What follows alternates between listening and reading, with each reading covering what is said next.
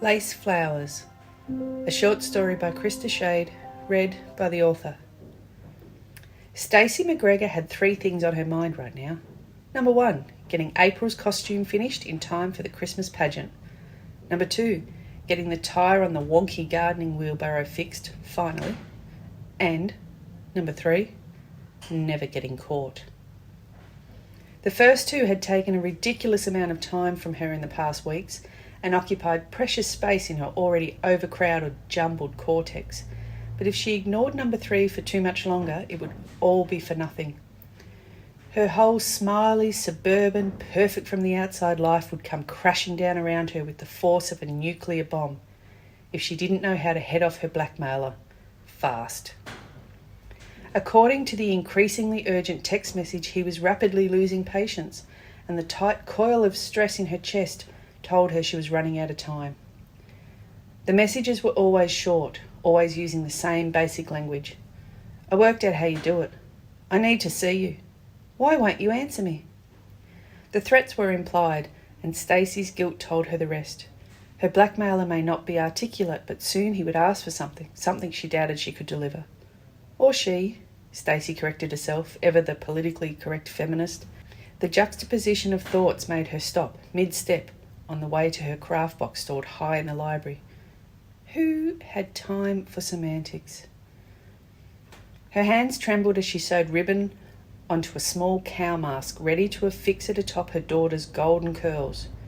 Would she even be around to see the nativity play in just a few days? Would the blackmailer have exposed her, or would the painful thud, thud, thud of her heart finally cause some sort of cardiac arrest? At this point, Stacey hoped for something fatal, anything to end this misery. The phone was turned to silent, yet it gave a minuscule shake to herald the arrival of each short message, and the vibrations on the stone bench top of her newly renovated kitchen bellowed loudly in the quiet house. The angst that she and Paul had gone through to choose the perfect shade of beige for the surface now seemed absurd. It seemed offensive in the face of this hidden menace.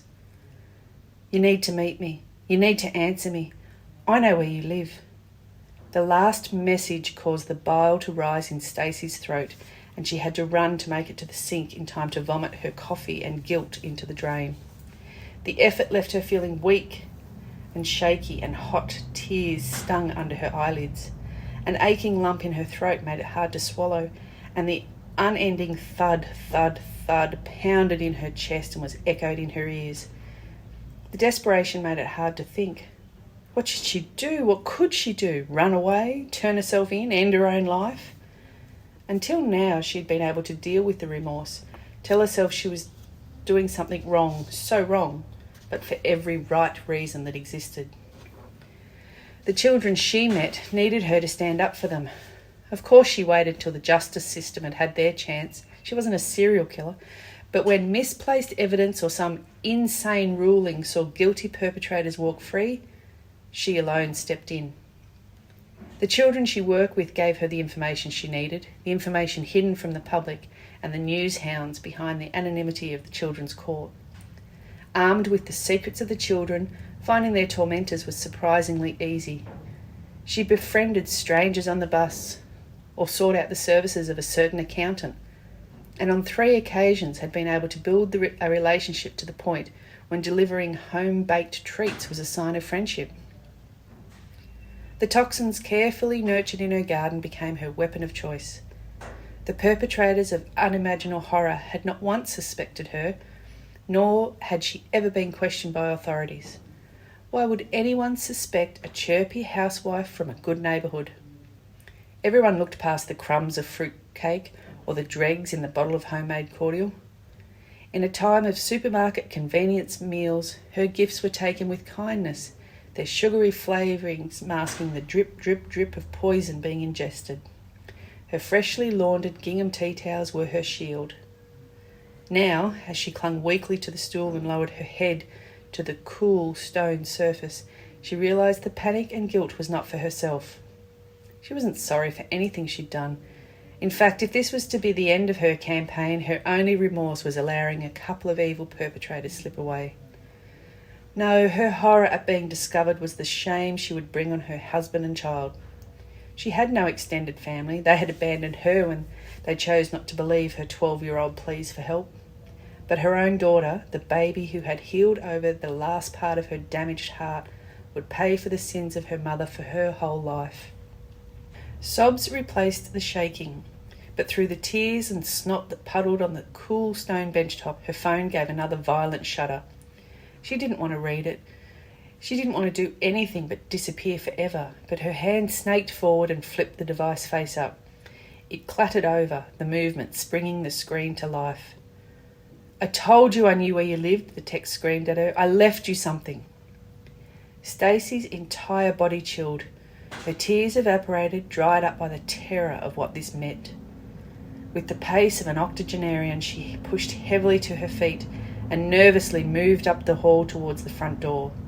Bile burned her throat, and her head kept the thud, thud, thud rhythm of her heart. Dread slowed her movements, but she turned the deadlock and inched the door open. It felt too heavy for her to move, foreign and weighty, as if she had not done this exact action 1,000 times already.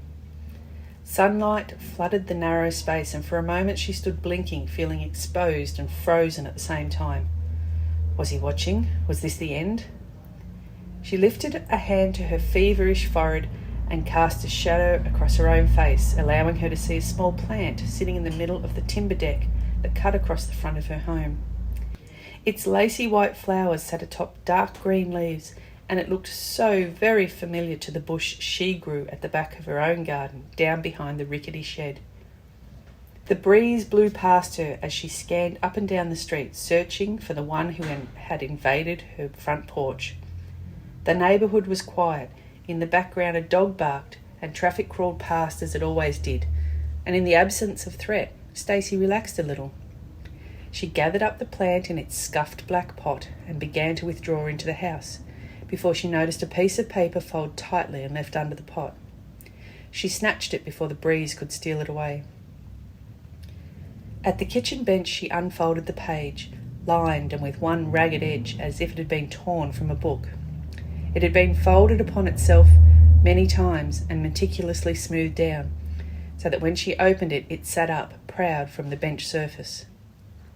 The writing was scrawled, naive and almost childlike. It was written in a felt-tip marker. "Thank you for what you did.